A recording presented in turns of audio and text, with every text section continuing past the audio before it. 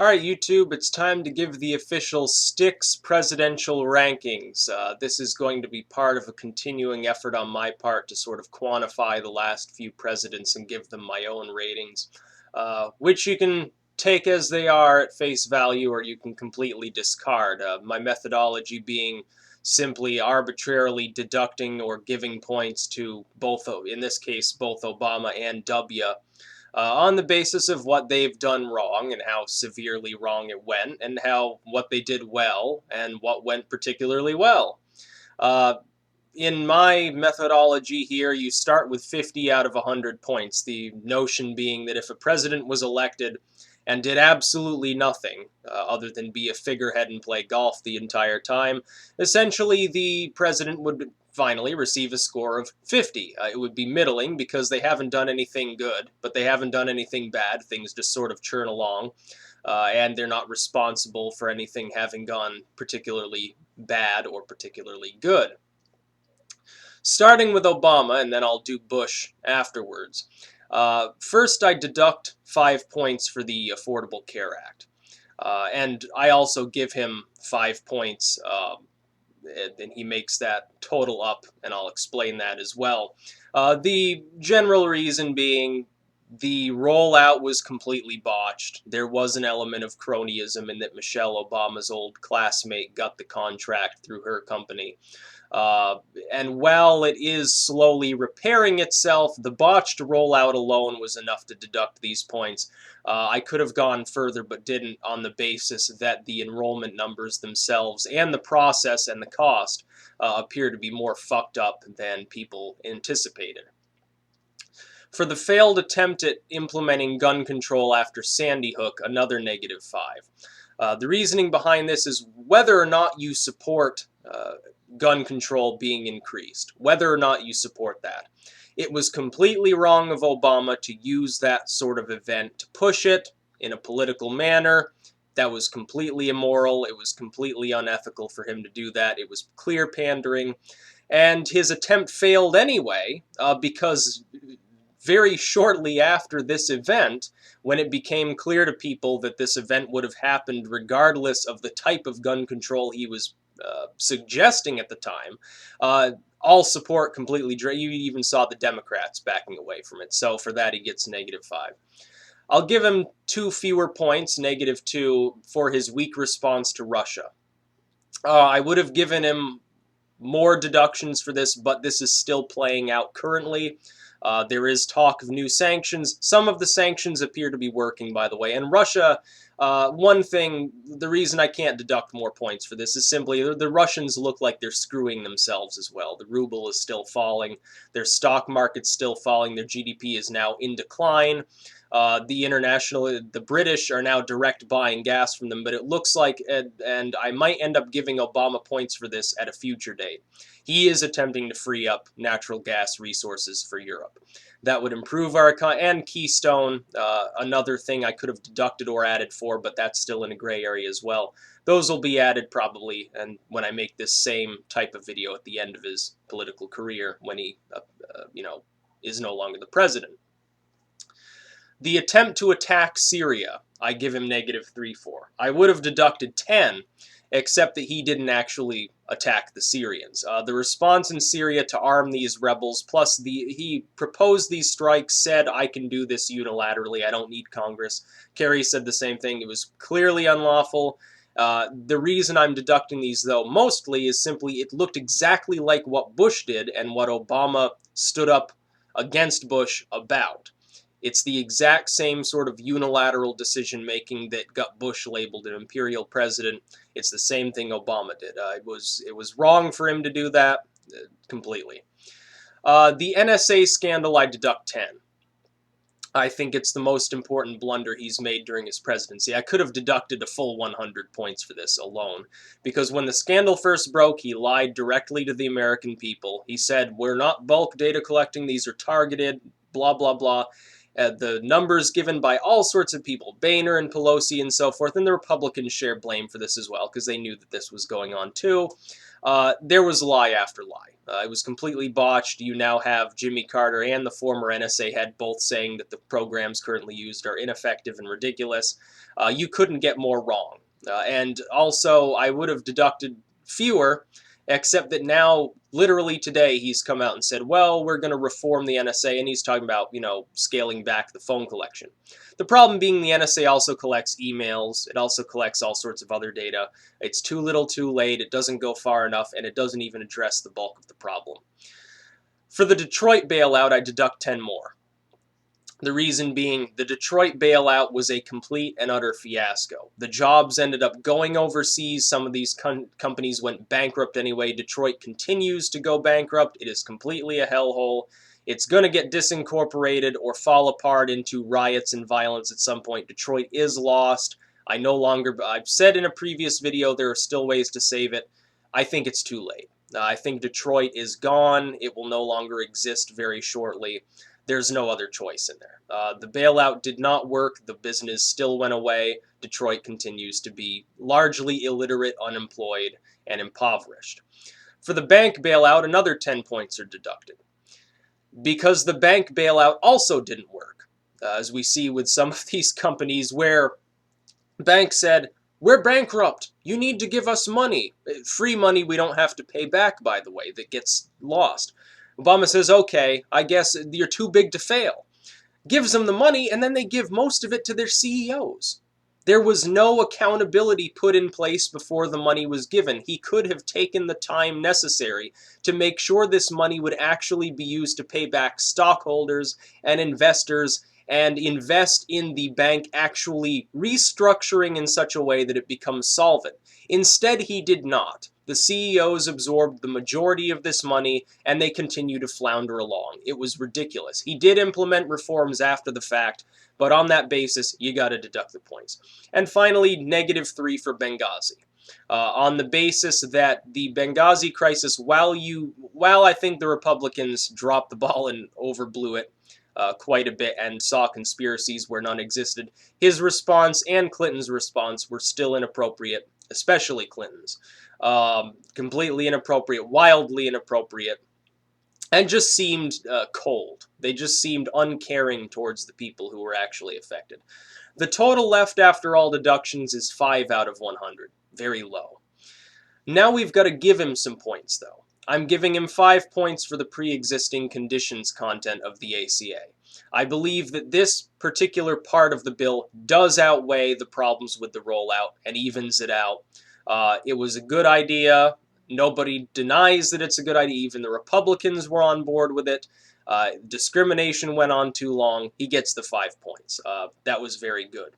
He did stabilize the job market. We are still losing jobs as a ratio of population, or gaining, or stagnating. It's not exactly clear because this data is all fucked up. He did stabilize it. It could have been worse. Legitimately, the efforts that Obama made early on did seem to stanch some of this loss, which began, again, under Bush, which is another reason I didn't deduct any points specifically for the jobs loss in the first place, because it's not exactly clear by what mechanism and who exactly was responsible for it. But he did stabilize the job market. Even if you assume that it's coincidence, the efforts he put into place were applied at the behest of people who knew what they were doing. So I'll give him the 5 points. He did reduce the deficit, not the debt. The debt's still growing, but the actual yearly deficit has dropped. I'll give him 2 points for that. It's a start. It's nothing particularly significant. We're still in debt spending. There's a lot, if he had worked with Republicans to severely reduce, to increase taxes, particularly on the wealthy. Yes, I did support that, and I still do. And to severely slash spending. He could have been running in the black by now. But he didn't, so I can only give him 2 points for this, because the deficit is down. 10 points awarded for what I believe is his crowning achievement, which is finally standing up to the Israelis. He is the first president to legitimately do so, and not end up, assassinated like JFK. First president to do this, and have some measure of success in forcing the Israelis and Palestinians to agree on a two-state solution. Crowning achievement of his presidency gets 10 points. This is more important than the ACA. He is the first president who has legitimately not just gone out and said, well, we think the Israelis and Palestinians should work together, and then never say anything about it again. Because Bush did that, Clinton did that, all of the presidents have done that. None of them have created a working solution, and he sent John Kerry over and over there to browbeat Netanyahu and the Palestinians into this deal. And I think it's very good that he's doing that. It's about time that we solve this crisis by doing so. So for that, he gets 10 points. I think he's shown actual leadership on the issue. He solidified NATO in response to Russia. I'll give him 2 points for that, even though the overall response to Russia was very weak. Solidifying NATO, in part because he's now sending planes and money and so forth into Poland, the Baltic states, some of these other states that Russia might have its eye on. He has reaffirmed that America will defend its NATO allies, the Turks, the Poles, and so forth. Even if Ukraine remains a dubious scenario and Crimea's basically fallen into Russian hands now, he has said that NATO will be defended. That forms a border against Russia, by the way. They can't go any further than Belarus and Ukraine because all of these other countries are NATO. The Baltic countries, the Scandinavian countries, all the way down to Turkey, it's a solid line of NATO. Russia is not going to be able to go over their airspace. Doesn't have the ships to go around them and invade some non-NATO country on the other side. Russia's stuck. They can't go any further than Ukraine without sparking an actual world war. I think Putin knows this and will come to his senses. The total is 29 out of 100, which is a low score. It's definitely not good. It's not quite at Jimmy Carter levels, perhaps. But then again, he's still got several years in his presidency left to either rectify some of these mistakes and up his score, or fall flat and continue fucking up. Now let's look through Bush, because I think it's important to give sort of a comparison so that people don't think I'm just beating up on Obama here, because there are some people who magically, even though I supported him during the election and ran Romney down continuously, some people think that I'm some sort of far right-wing evangelical gun nut or something, which is not the case. We'll start with his negatives again. For the Iraq War, -10. Complete fiasco. Nobody, even the Republicans, understand. The Iraq War did not go how it was planned. The mission accomplished thing was the height of pinnacle of stupidity on Bush's part. He looked a fool, disgraced us to our allies, and spent years over there in the desert accomplishing functionally nothing on faulty intelligence. It defies he even didn't listen to Cheney, who back in the 90s had said it would be literally a quagmire if we went into Iraq, and that's exactly the term that was used. I'm old enough to remember the Iraq War and how bad it really was and how continuous the coverage was. For about 3 years there, it's all you saw, until finally people got tired of it because Bush was already a failed president. For the Afghan War, -10 points. I give him -10 points here because it's no longer clear that we didn't already know Osama had left Afghanistan. It seems now like we knew he wasn't there to begin with and had already gone to Pakistan, where, again, he was killed, in which case we probably were in Afghanistan primarily because of opium poppies, just like we were primarily in Iraq for oil. And pipelines and all of these other things, and also to throw out the people that were more friendly to the Russians than they were to us. But the manner in which it was gone about was crushing to the economy and crushing to our credibility. There were a million better ways to accomplish this than what Bush did. Very bad tactician. He messed up. So -10 points for that. The job market collapse. Unlike with Obama, I will deduct these primarily, -10 again, for Bush. The reasoning being some of his fiscal policies that were put in place were helping this job collapse along. I don't think it was primarily his fault. I think it was monetary policy and the business cycle itself primarily, but his own policies, the way in which he structured the economy when he did have control over the House and Senate, did not help. So I can deduct for that. Failed education reform, no children left behind, essentially. -2, not as bad as some of these others, but still it did fail. All this Common Core and all this stuff, it drives me insane because he actually lowered the educational attainment of a lot of these states. It's ridiculous. It shouldn't have been implemented. At the very least, it needs to be reformed. Weak response to the Georgian crisis, -2 again. This was sort of his Crimea. Uh, Again, though, it's not nearly as important as these other issues. There wasn't a lot to be done about it, and it wasn't as strategically important. Total, 16 out of 100, somewhat higher than Obama had. However, the final score will actually be lower, because there are only two things I can give Bush points for. Ended the assault rifle ban for 5 points. The Clinton-era assault rifle ban saw an increase in violent crime in this country. Gun control functionally fails, has failed in other countries. Bush let it expire, even though he did experience pressure to continue this ban. He did not. Violent crime dropped. It worked. Bush knew what he was doing, because even though he was born in Connecticut and he's actually a blue-blooded Yankee, he did develop some sort of weird obsession with this sort of Texan Southern gun culture. But again, it did work. It did lower crime. And he did get Saddam. Saddam was hiding out in these bunkers for months. And when they found him, he was all bedraggled and fucked up. And even though the Iraq War itself was a failure, Saddam legitimately was an asshole.